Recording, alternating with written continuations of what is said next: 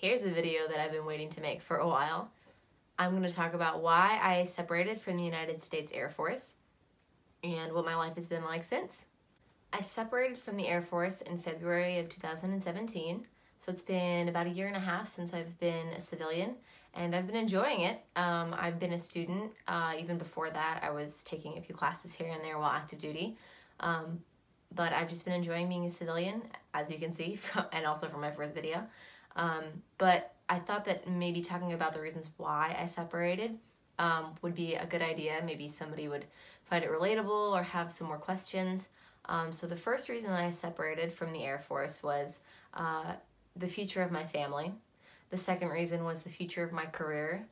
The third reason was the high expectations of the Air Force were kind of crushing. And my fourth reason was to enjoy civilian life. So I will elaborate on all of that as well. But I thought it would be a good idea to first talk about kind of how I grew up and why I kind of decided to join the Air Force. In order to talk about why I joined the Air Force, we have to talk about my mom. My mom, Debbie, was in the Air Force from somewhere in the 1970s, and I believe it was for 6 years. So she was in before I had ever even been thought about or born. She eventually did separate because they wouldn't put her and her husband in the same duty station. So she separated to be together. They did eventually divorce, and then my mom had me eventually. She had me at 42, and I was definitely a surprise. So as I grew up, I was very inspired by my mother's stories of being in the Air Force, and I also was raised in a very military-friendly community. Not to mention I had quite a few family members who had other family members who had been in as well, like the Army and the Navy. So I just kind of grew up with the military influence in my life, and my best friend and I had decided very young, I want to say probably 6th grade, that when we graduated high school that we would join the Air Force together. And we thought we could jump on the buddy system together, you know, and never be separated. But senior year came, and she unfortunately was diagnosed with a medical condition that kept her from joining with me. We were both very sad, but we understood that this was a group decision and each an individual decision, and we wouldn't let the other one not join for any reason. You know, it's such a big decision. So she let me go, and so did my mom and everyone else, and there aren't any hard feelings. She's still my best friend to this day. I love you, Emily. Emily and I in high school were also involved in this group called the Alamo Scouts. They are a sort of like ROTC and Boy Scouts meshed together kind of thing. It was actually based off of an actual military group called the Alamo Scouts that was, I believe, a branch off the military. They would go behind enemy lines and save prisoners of war. So they kind of took that and brought it back to the Midwest and were helping people prepare themselves for being in the military or just have some fun and learn some stuff like the Alamo Scouts. And they definitely over-prepared me for the Air Force basic training. I will say that. I'm learning knots, I'm learning rappelling, I'm learning like night patrols and stuff that I definitely did not have anything to do with in the Air Force. So I got to give them props as well. Emily is also married to someone who's in the Army, so she's continued her military life as well. So through my 5 years of the Air Force, I did not have a normal career, you would say. I came in open general, which is normal. I didn't know what my job was going to be. I just kind of went because they needed someone. And I ended up being a 4A, which is Health Services Management. I worked in hospitals and clinics, basically as a front desk person and doing like all the paperwork. While at my duty station here in California, I met my husband, Eddie. He is an x-ray tech, and I also worked in the hospital as well, so we kind of met through mutual friends. And I always like to say, because it's kind of funny, we met and got married in 6 months of knowing each other. So it's kind of a crazy timeline, but you know, it just happens in the military. There's a lot of divorce and a lot of marriage, and I mean, so far we're in about 4.5 years, so far so good. We love it here in California. We're very close to his family. Unfortunately, we're not as close to mine as I would like, but we're making it work, and we have our own little family here, just me and my husband and our dogs for now. But he is probably, my husband is probably one of the biggest reasons why I probably separated from the military.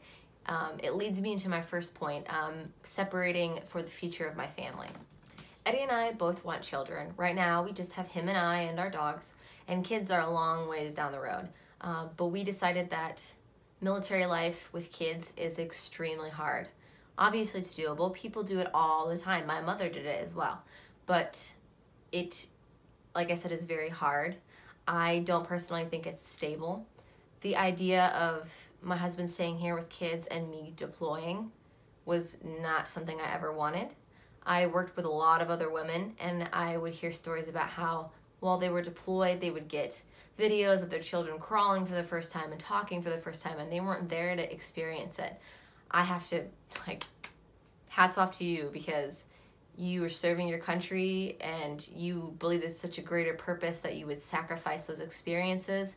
I personally have had the opportunity to make the choice to separate and focus on my future and my family and what I want to be a part of. And I want to be there for everything. Obviously, that's impossible.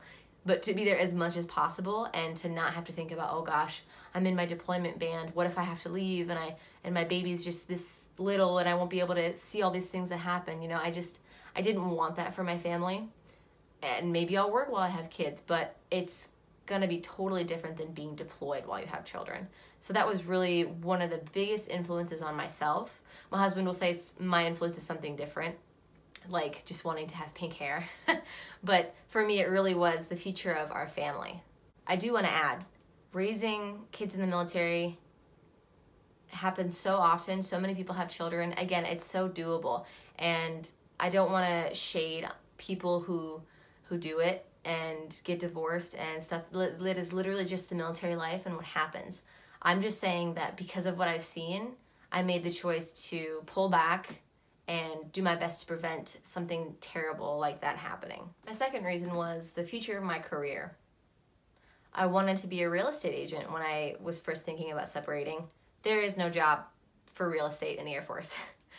People will say, well, you could have gone reserve, so you could have been like part-time and then also being a real estate agent. Absolutely, that's doable as well. But then I go back to my number one, which was having 2 different jobs would completely take away from having a family.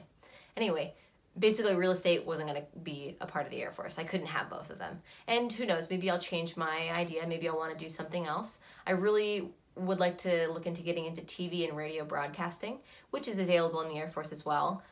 But separating was just what I chose to do for being a real estate agent. Also, being reserve, you still have the possibility of deploying. And it's not that I didn't want to deploy, it's that I would want to deploy, but I'm sure, knowing my luck, it would be that I would deploy when I had a family, and that's just not what I want to run into. So I am sad that I missed the opportunity to have any kind of deployment. Sometimes I feel like it's a rite of passage, and I didn't get to do that, unfortunately. But on the other hand, I believe I made the right decision. My third reason was the expectations or the pressure. There is a lot of bonuses to being in the military. A lot of people look up to you and think very highly of you. You put on that uniform and you just look real spiffy and you wear it proudly and everyone just thinks it's great, you know? And it really is. I really, really enjoyed my time. But specifically where I was at in the Air Force, the expectations were like almost insurmountable. It was like, and it wasn't even either. Like you'd have someone on one hand who is some master sergeant who was super nitpicky about the regulations for your uniforms. If one little thing was off, heaven forbid.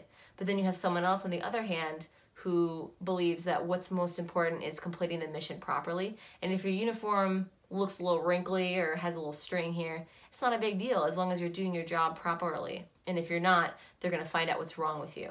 There's just no happy medium with these people. And it's hard to keep up with the difference and to know who is really nitpicky and who is more about their job. And it was just so much pressure. When people expect perfection of you and you do something wrong, everything starts to go downhill real fast. And it's hard to get back up that hill. And believe me, I know, it's pretty much impossible to try to redeem yourself in especially this person who has such a high standards eyes. It was almost like sometimes importance, or what was important, was kind of relative. It just, there's no even, it's so hard to express how I feel. And if you're a military member or you have been, you'll probably know what I'm talking about.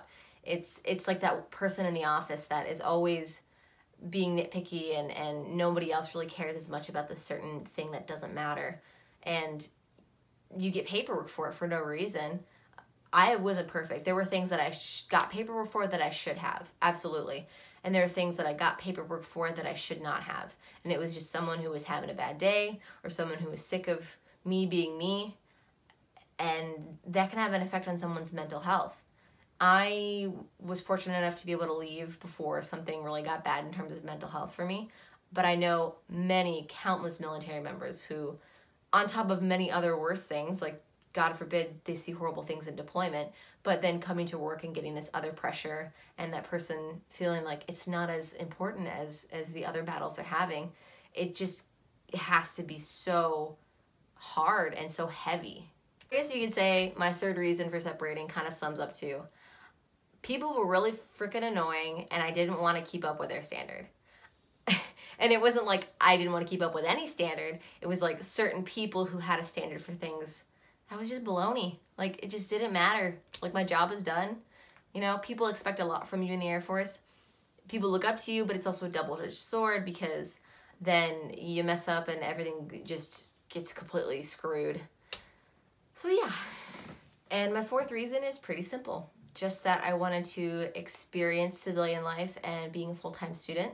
And because of where I'm at in life and who I'm with, I am able to do that without fear of, oh my gosh, are we gonna lose our house or anything like that.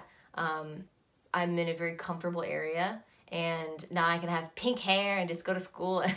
No, but seriously, I'm very much enjoying life as it is right now, being a civilian, and I have the military to thank for that because they are paying for my school, and I have my husband to thank for that because he's able to support me through my endeavors, and I have my family, my family that I was raised with, to thank for helping me push through all these experiences. I thought it'd be cool to like show my uniform too. See those little senior airman stripes? That's what I left with, is being an E4 and a senior airman. I'm not even sure how that would look on me right now. Probably would feel very foreign. I mean, not to mention the pink hair would probably look very strange. And all of this is to say, I'm not bashing the military. Being in the military is probably one of the best decisions I've ever made in my life. I'm so thankful for my time in and thankful for the people I've met, people who've come and gone, and I probably wouldn't be who I am without being in the military. I don't regret leaving. I just really miss the people. And I am a very talkative person, so I've had the opportunity to really experience what it's like for me to become more independent and really alone, just to experience being alone. And it's been very interesting. I've had a few ups and downs, not a lot, just a few ups and downs, but I always remember how lucky I am to be where I am at, and that is because of my experience in the military. Looking for some military tea? You ain't getting it here. Thank you for watching this video. I hope it wasn't too boring. Please let me know in the comments if you want me to talk about when I mentioned that transition from my first and second duty station from Texas to California, how there was kind of a weird situation that happened. It seriously can be an entire video in itself. And then if you want me to elaborate more on maybe how I was raised or anything else really, I have a couple of ideas, so please let me know in the comments. Thanks for watching.